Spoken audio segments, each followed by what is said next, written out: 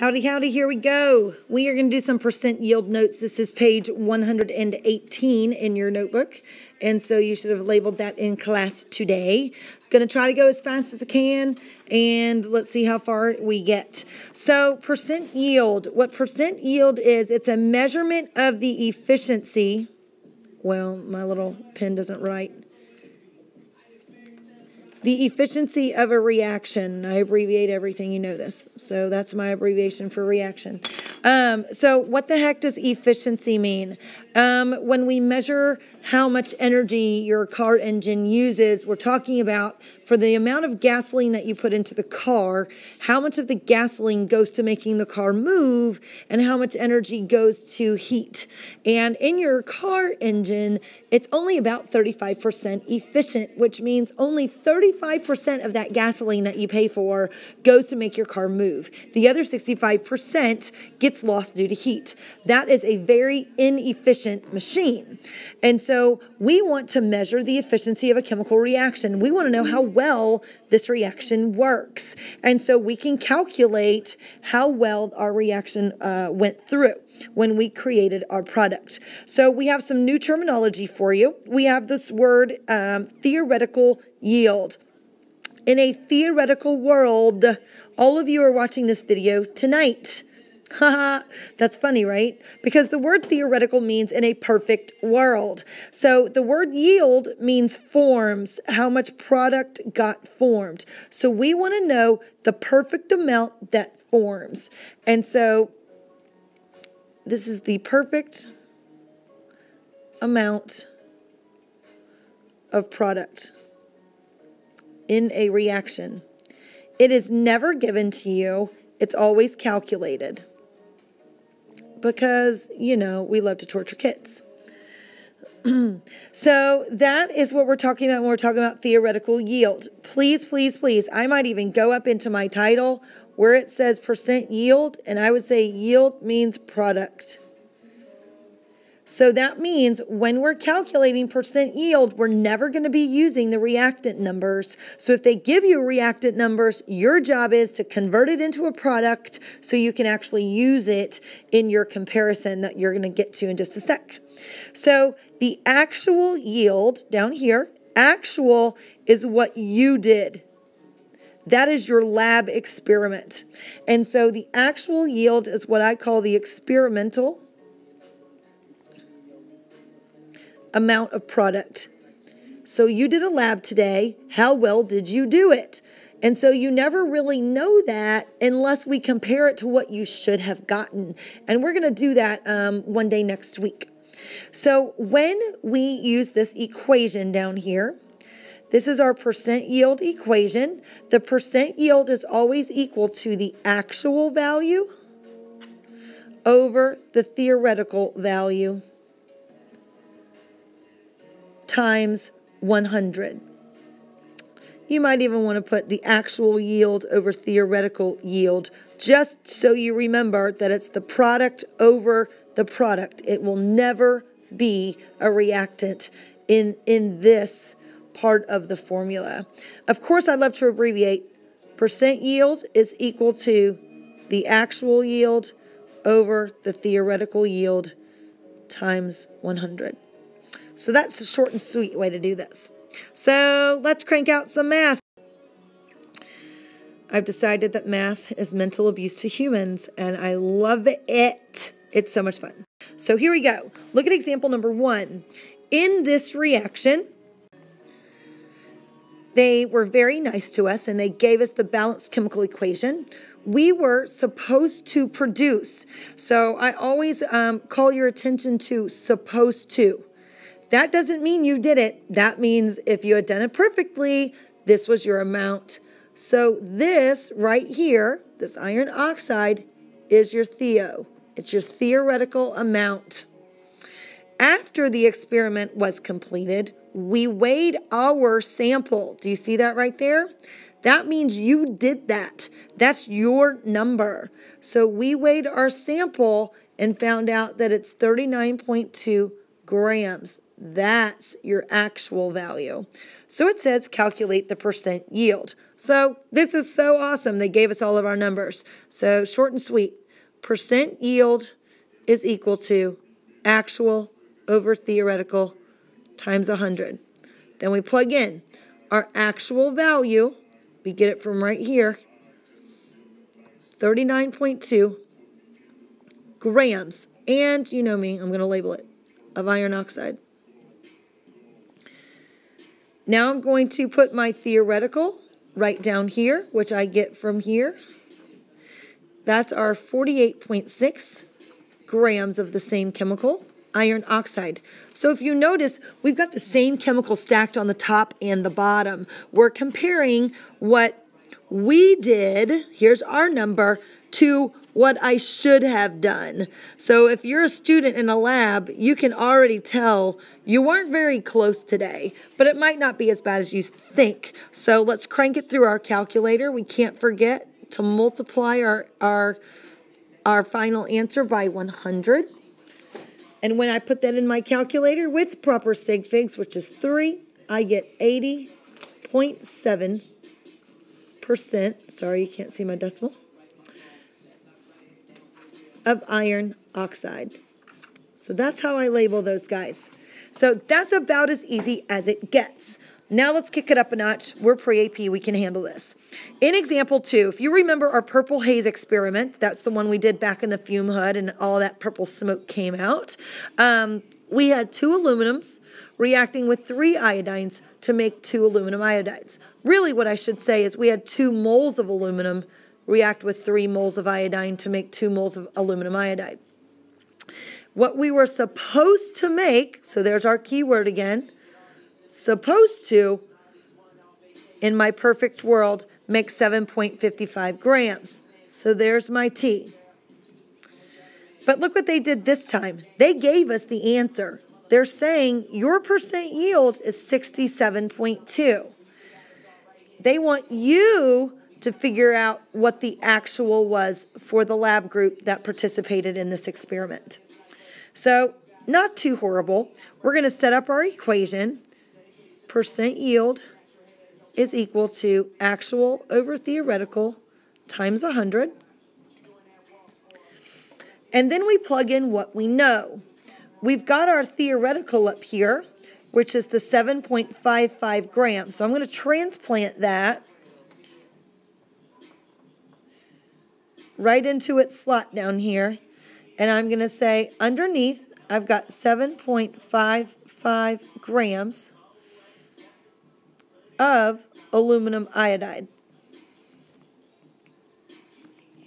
I also know my percent right here, so that can go where the percent goes as your answer, 67.2% equals. So my variable this time is A. Well, some of you are math whizzes and can already see it. Others of you, we are not good at rearranging equations, so let me help. We're going to set this side over 1. And when we do that, we're going to butterfly it, and we're going to cross multiply. So when I do that, I get the actual is equal to 67.2% times 7.55. Well, that percent's making me nervous. I know I'm not allowed to put a percent into my calculator, so I've got to get rid of that by dividing it by 100. And it doesn't matter what order you do this when you type it in your calculator. If you wanted to do 67.2 times 7.55 divided by 100, that works. I would caution you, though, when we go in a different order, that doesn't always work. I always get rid of this percentage first, and I hit enter. So when I type 67.2 divided by 100 in my calculator, I get 0.672. Then I'm going to multiply by 7.55. And when I do that, I come up with an actual value of 5.07 grams of aluminum iodide. So again, this wasn't all that terrible. They gave us the numbers. We just had to do a little rearranging. Let me show you a little more realistic example of what's really going to happen.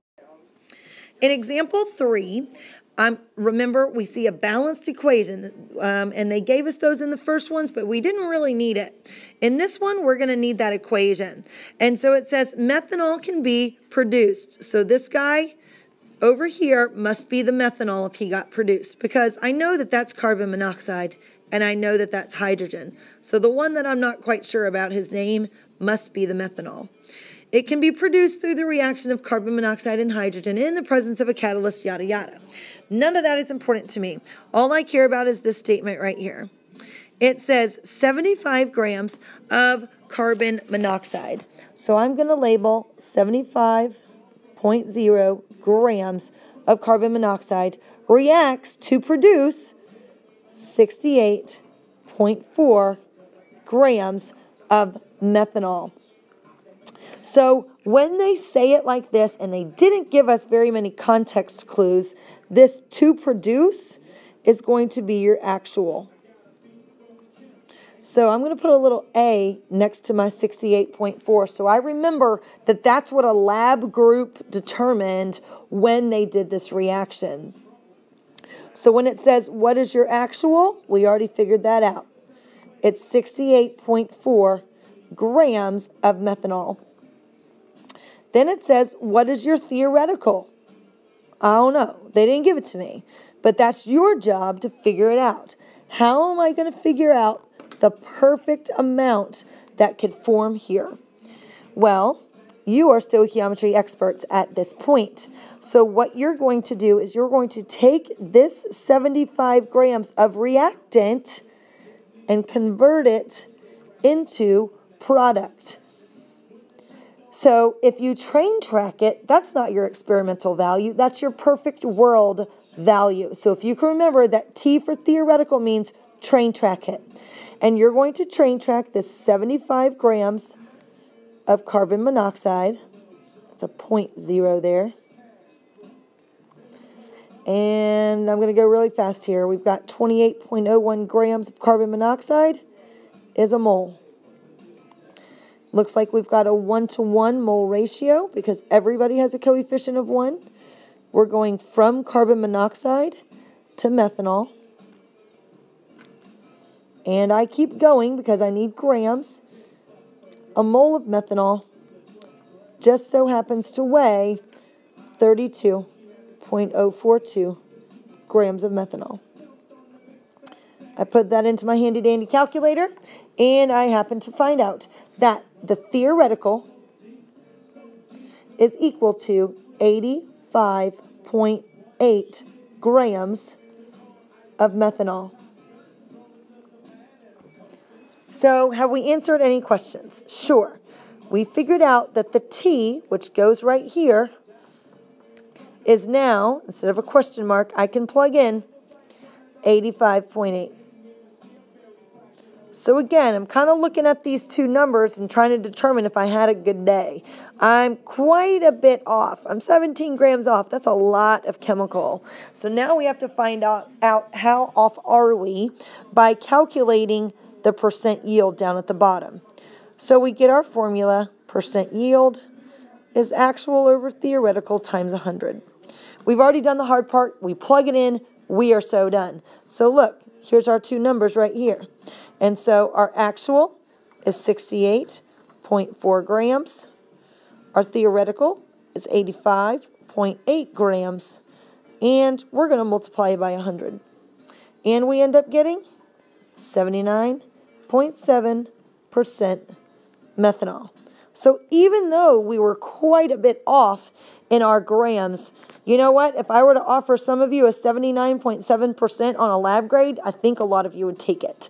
And so it's not that horrible. Now that means that there's a 20% chance that you had an error somewhere and you made a mistake, and if you corrected something, you could probably get a higher percentage the next time you did the experiment.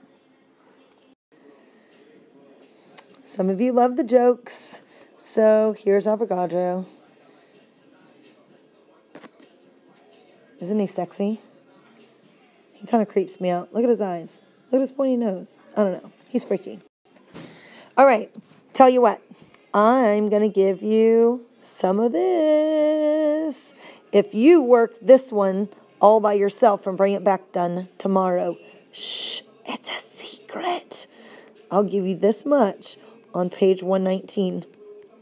Try it out. Don't tell anyone and don't show anybody your answers. All right, here we go. Last one. Example 5. A reaction is completed and found to have a percent of 83.5. So there's my answer. Percent yield is equal to A over T times 100. So I had a pretty good day in lab. I got an 83.5%. I'm going to take it. The actual yield, sweet, it looks like they're going to give us everything we want, is 7.42 grams. So let's think about the yield. What does yield mean again? Yield means produced. So I produced 7.42 grams of aluminum chloride. And so I'm going to label that in my equation, 7.42 G units. But that's my actual. So I always try to label these because otherwise, oh my gosh, it gets so confusing. So look what they're asking. So they gave us our actual. So I'm going to go ahead and plug that in, which is 7.42 grams of what? Aluminum chloride. So at this point, the math nerds of the world unite and say, oh, I'm finding T. Awesome. When you find T, that's also going to be grams of aluminum chloride. So I'll have this number, T equals whatever, and I'll slap it in that box. Now let's read the rest of the problem because we neglected to do that a minute ago. So the problem says how much copper chloride was used to start the reaction. So you've got to be kidding. They want me to go from here back over to here and figure out how many grams of this I produced. So there's a lot of steps here, and there's a lot of logical reasoning, and so you really need to think about what you're doing.